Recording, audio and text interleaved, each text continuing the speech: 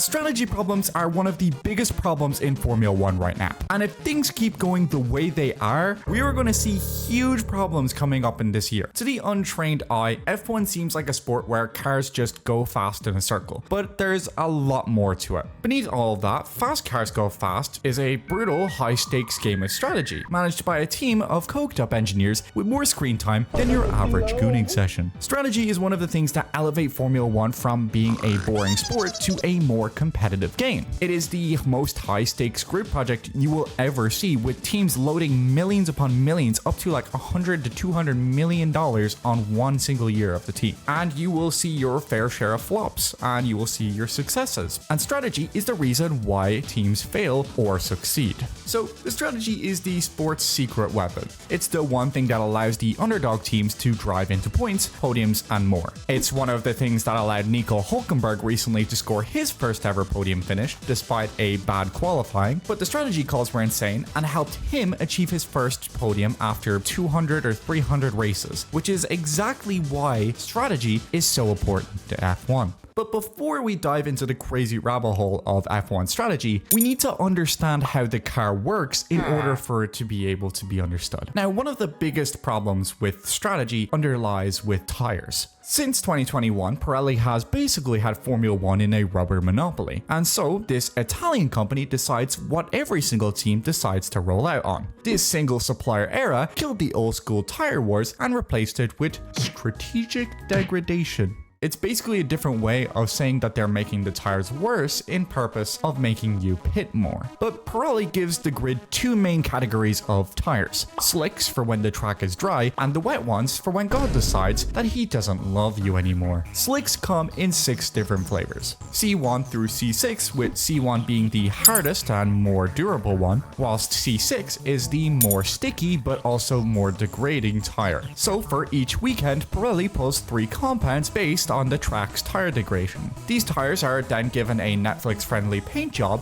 white for hard, yellow for medium, and red for soft. An additional rule to this is that you also have to have at least 2 different dry compounds for every race, so you can't just run hards all the time in order to make it to the end of the race. So in theory, Formula 1 race strategy is all about balancing tire performance alongside the degradation of the tires. But in reality, it's a high-speed, overcomplicated guessing game. And more often than not, if a race starts getting boring, it'll stay boring until at least the round of pit stops. In general, drivers will aim for a 2-stop strategy: start or end on soft tires to show real pace, and then on the other stints to drive on mediums to preserve tires but still keep some pace. The 1-stop is the more conservative approach though, with a start on hards and then cruise for half the race, and then bolt in mediums and pray your tires don't die before the end of the race. In some conditions, drivers will even go for 3-stop strategies. This is especially smart to do under a safety car, because the time lost in the pit lane under a safety car drops to around 10 to 15 seconds, and that's almost 10 seconds of time compared to the normal, which in F1 terms is basically an eternity. But pit stops and tire management got a whole other level of interest when you take the weather into consideration. There's tires specifically for wet conditions, green intermediates when the track is a little bit wet, and blue full wets for when it's a boat race, or in other words, the most useless tire on the grid. So a nice predictable dry race is too boring, but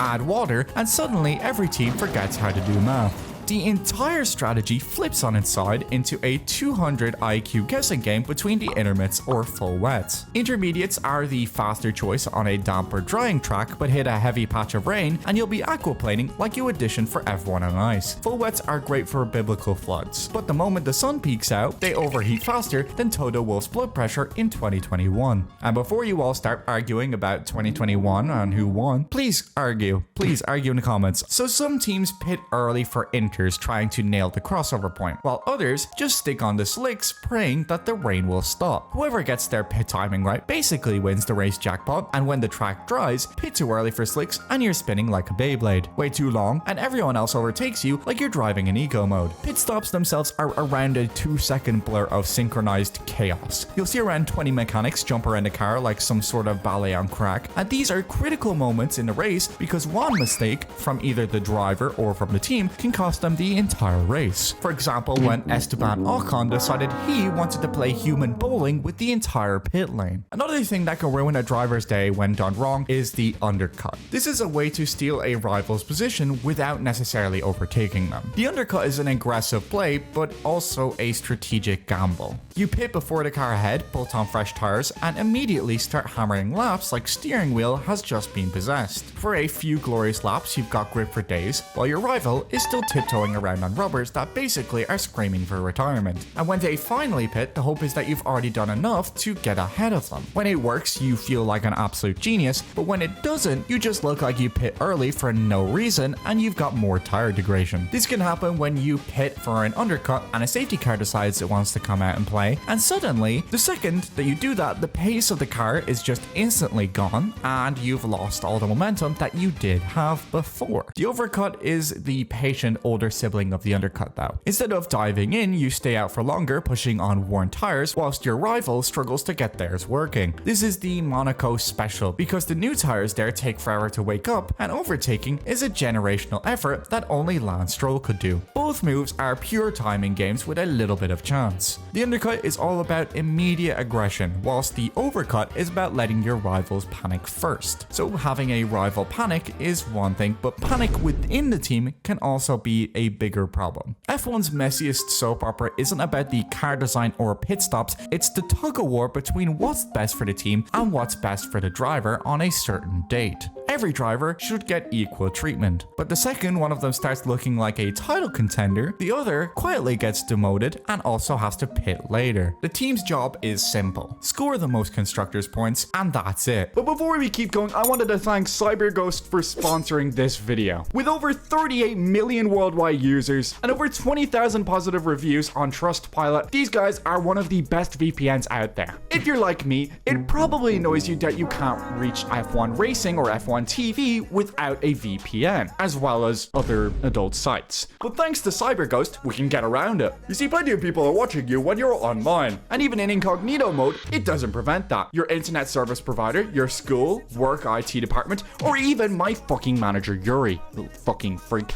can all track what you're doing online. Well, that's where CyberGhost comes in. Simply select one of over their 100 locations before you browse to encrypt and reroute all your traffic through their servers. This way, nobody knows about the dirty activity online you're doing. I know, you little freakazoids. CyberGhost also unlocks geo-restricted games and content from over 40 streaming platforms like Netflix, Amazon Prime, and even racing content. And you can score an even better deal online by simply changing your virtual location for different websites. It also works on every major device like your Windows, your phone, or even your Lightning McQueen TV. I know. And you can do it on 7 devices simultaneously at the same time. So which means you can share it with your family and friends and watch at the same time. With my link in the description, you can get it for just $2 a month, which I had to bargain for that. I know you all broke as fuck. And on top of that, they gave a 45-day money-back guarantee. So if you didn't enjoy it, you can cancel and get your money back. So sign up using my link in the description to help me make more videos just like the one you're watching right now in a quicker span so I can get you a video out every week. That's the whole reason I work with sponsors, and I'm so glad that CyberGhost would come in and help there. Thank you for CyberGhost for sponsoring. And anyways, let's get back to the video.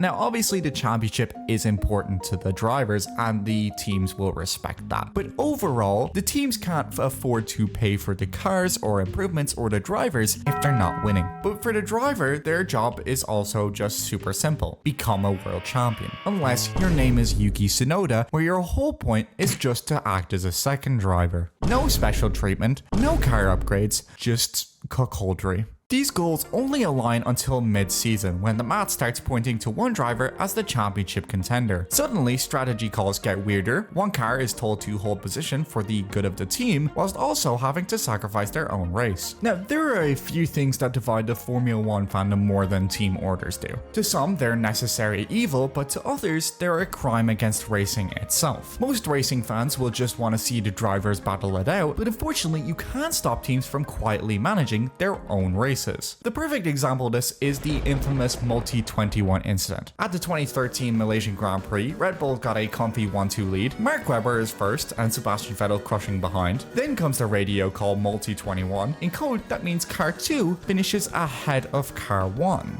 aka Mark wins, Seb skips P2. And Seb, who is competing for a driver's championship, is not going to take this very well. He proceeds to do the exact opposite, launching an all-out attack on Webber like a man possessed, trading paint, and risking the entire race just to prove a point. They come within millimeters of colliding before Vettel snatches the lead, as well as the win, and any remaining sense of team spirit. The podium is bitter. Webber is furious. He jabs at Jeb in a post-race interview, where later Vettel offers an awkward apology, and this messy conclusion to the racing weekend launched a big controversy amongst fans, who accused Vettel of being disrespectful and accused the team of favoritism. And if you thought Multi-21 was bad, Red Bull decided to drop the long-awaited sequel in Sao Paulo in 2022. Max Verstappen had already wrapped up the championship, and the man was basically just driving for fun like an XP farm, while Sergio Perez was still locked into the tie battle for P2 in the Drivers' Championship. So Red Bull very reasonably told Max to let Checo through, who was behind him, because he needed the points. But Max ignored it, similarly to how he did in his rookie season with Carlos Sainz. Checo was behind, and the team was on the radio begging Max to move aside, but he told them off. He then proceeded to cross the line like nothing happened, costing Checo valuable points which would have helped him in the championship standings. Checo even went on to say that these actions reflect who Max really is, and fans have been digging up conspiracies before this. So was this revenge for Monaco qualifying, where Perez crashed at the end of Q3, costing Max a chance to improve his fast lap? People knew Max was pissed after this fact. So did Max after this just decide to stand back and just let it happen?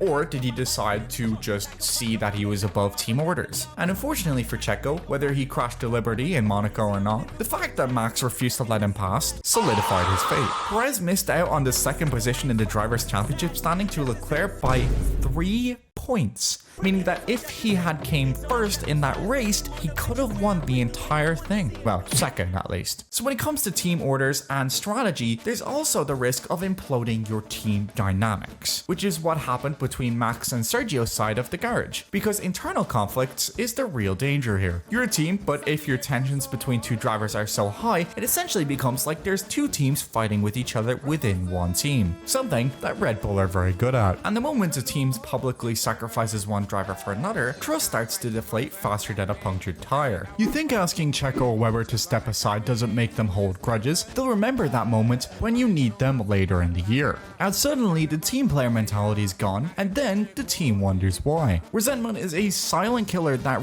ruins the team chemistry and hits where they actually hurts. If suddenly drivers aren't aligned, the strategy falls apart, which is, as we said, super important, and without proper results, the engineers are missing what they need most: data. The side of F1 that's less about emotions and more about spreadsheets and Google Docs. And no, I'm not talking about the doxing kind of Sniper Wolf. Because as much as drivers might be fighting over honor and betrayal, the actual race calls these days are actually made by a bunch of engineers staring at 300 screens. So Formula 1 in 2025 isn't just drivers or anything like that. It's basically a multi-million-dollar IT company. You've got more rooms full of data analysts back at the factory tapping away like Wall Street traders during a market crash. Strategy isn't just a hunch or a vibe anymore. Like it was back in the day, it's numbers, telemetry feeds, simulations, tire models, predictive algorithms, GPS overlays, and about 25 people in a pit lane screaming at a screen like a bunch of cavemen just learning what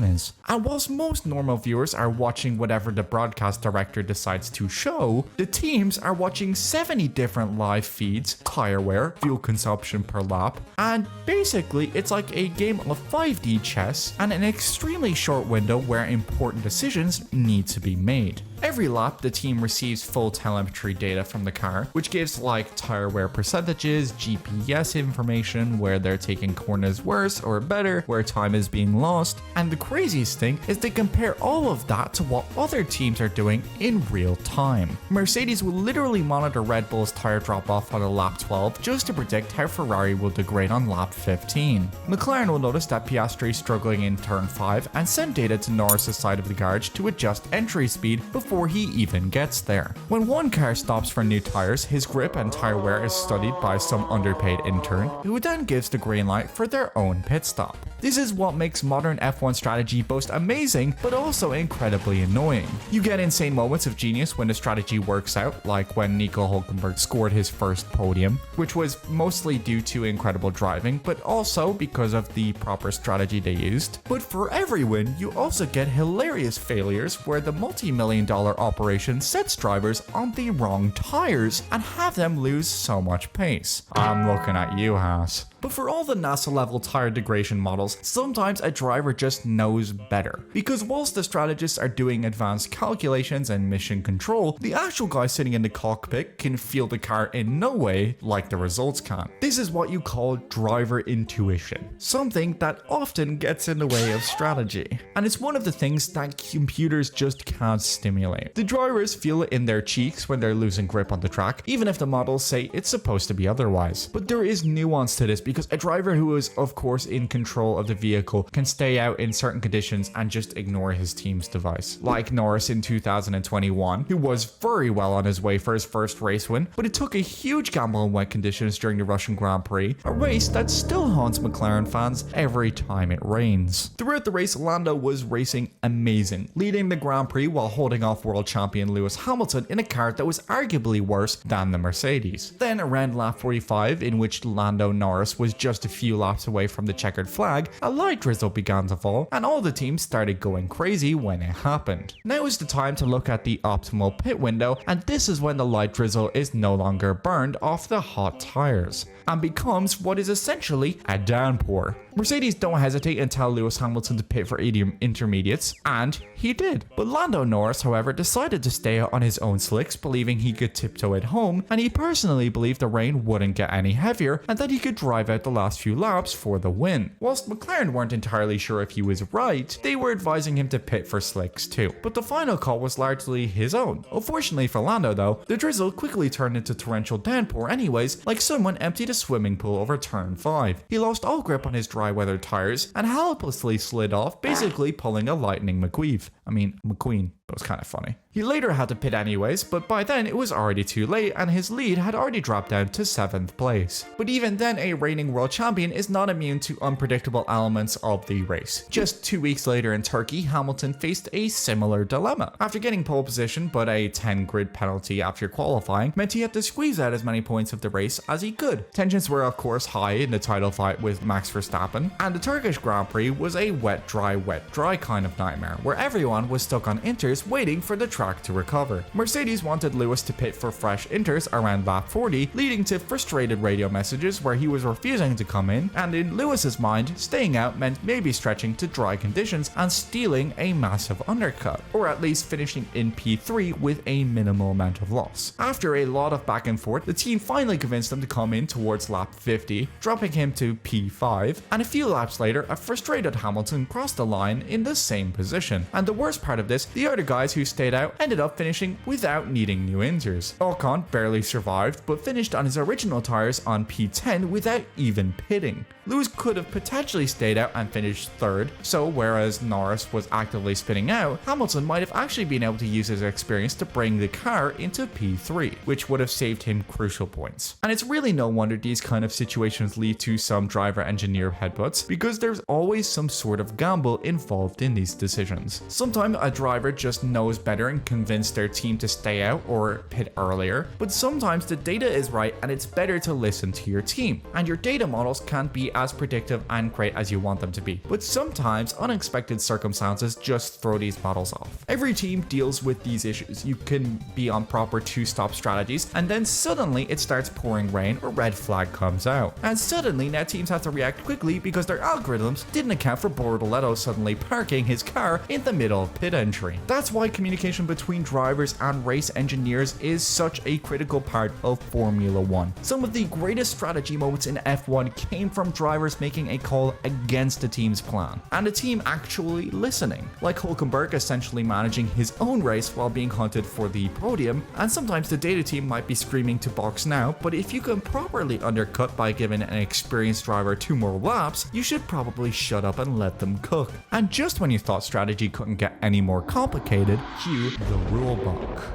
Because in Formula 1, the regulations change more often than Red Bull changes second drivers. Okay, maybe not that much, but every few years they have a big overhaul. A complete change of the rulebook where each team has to design new cars. These are what we call the regulation changes. But the cars overall are going to have different models and are going to do differently in straights and corners, especially with the new addition of the X and Y modes, which I'm still confused about. But anyways, these are going to create more problems for strategists in F1 to have to deal with. Suddenly, you're not thinking about, when we're going to pit, and now you're wondering where we're going to use this X mode or this Y mode. And this is only going to get worse with the future of Formula 1. And speaking about the future, we can't forget the rise of machine learning. AI isn't just bad for writing school essays and stuff like that, because it's also involved with the inner runnings of a Formula 1 team now. Formula 1 teams have already been using predictive models and machine learning by basically writing algorithms to throw data into. Think of the data sensors, cameras, microphones to run simulations to predict how the car is going to react in certain circumstances. And the question is, does this make racing smarter and more interesting, or will it kill the human chaos and unpredictability of Formula 1 as a whole? The most interesting races are the ones where unforeseen circumstances like rain and crashes throw off a strategy and we see our favorite triumph or break under certain circumstances. This has always been a good thing because certain drivers are better in certain circumstances, and a real champion is not some goody two-shoe who can only deliver when it all goes perfectly. But if machine learning takes over, we will still see drivers challenged for now.